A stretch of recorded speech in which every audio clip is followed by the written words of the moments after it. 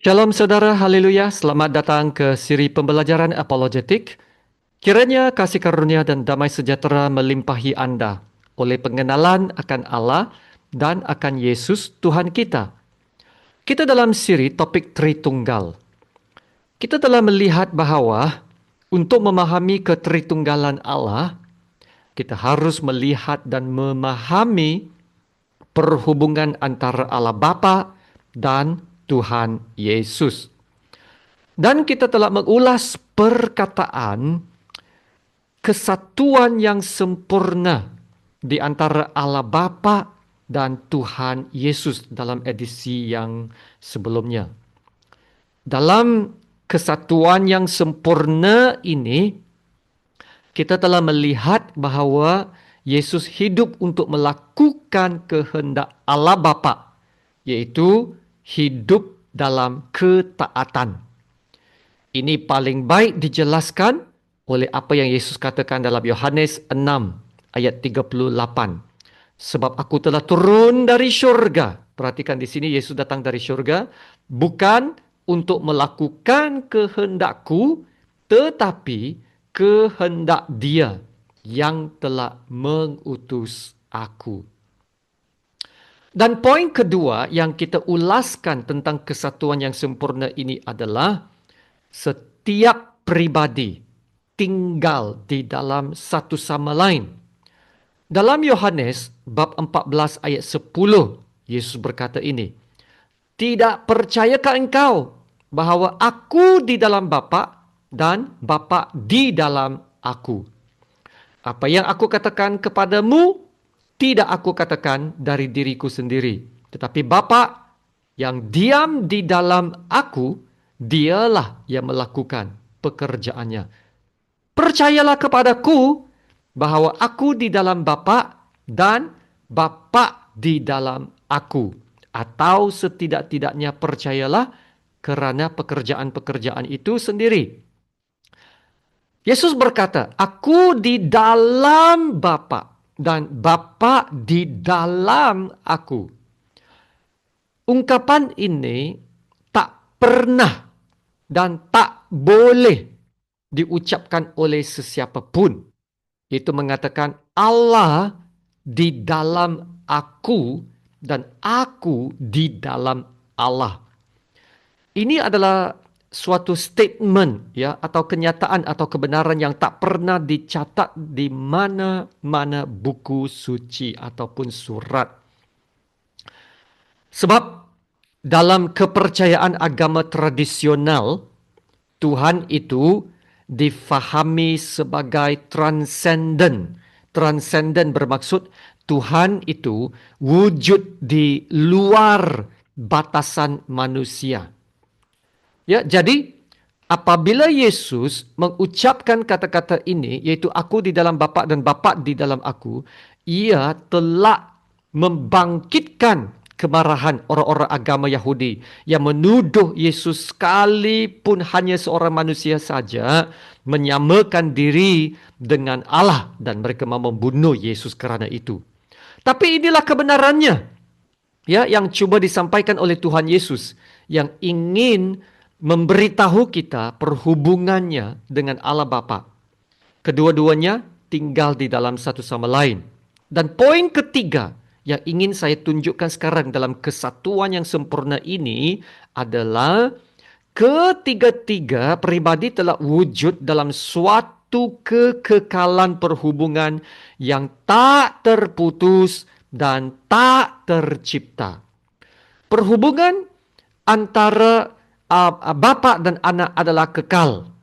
Ia tidak wujud, iaitu tidak dicipta pada suatu ketika masa. Tetapi sudah ada sejak kekekalan masa. Iaitu perhubungan yang tidak ada permulaan masa ya. Iaitu perhubungan yang bukannya bermula pada suatu titik masa, tetapi telah wujud sejak kekekalan. Sebelum adanya ruang dan masa. Dan sekiranya Yesus sudah wujud bersama Allah Bapa sejak kekekalan, ini menunjukkan Yesus bukannya suatu makhluk yang tercipta, tetapi telah wujud bersama Allah Bapa. Bayangkan ini ya, Yesus bukannya makhluk yang tercipta. Dan ini menunjukkan Yesus adalah setara dan kekal bersama dengan Allah Bapa dalam semua sifat keilahian Allah. Amin. Satu ayat yang dapat memperlihatkan kebenaran ini adalah Yohanes 1 dalam bab 1 ayat yang pertama.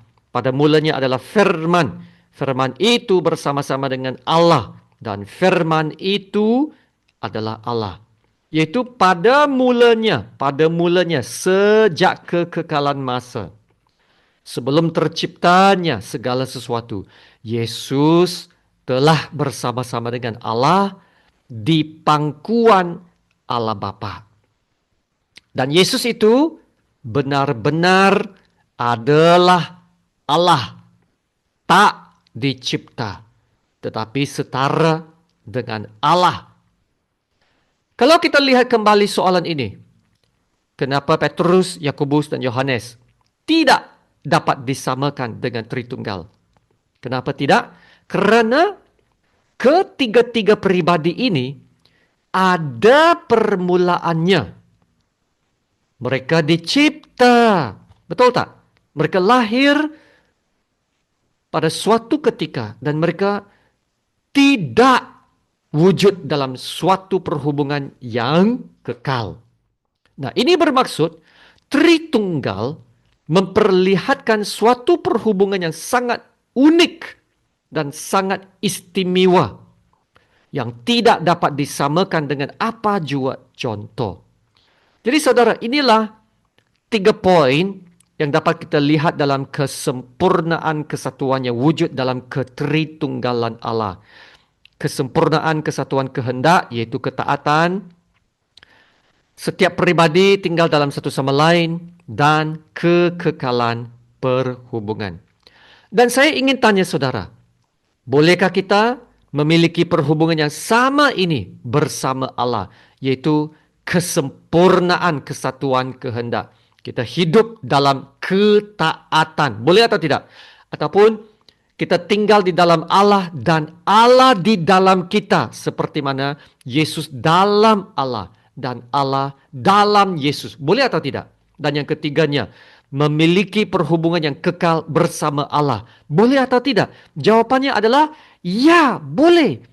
Perhubungan yang kekal ini ya, dengan kehadiran Tuhan dalam diri kita telah menjadi mungkin melalui Roh Kudus yang sekarang tinggal dalam kita.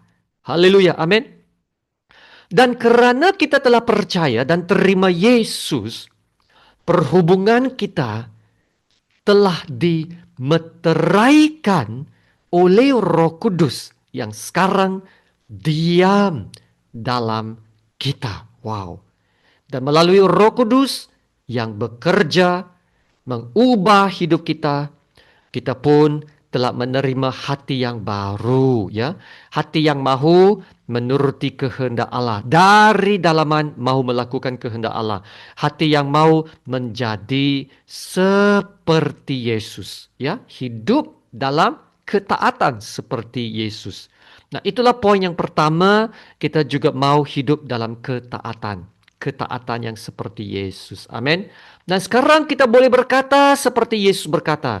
Kita ada di dalam Allah dan Allah juga ada di dalam kita.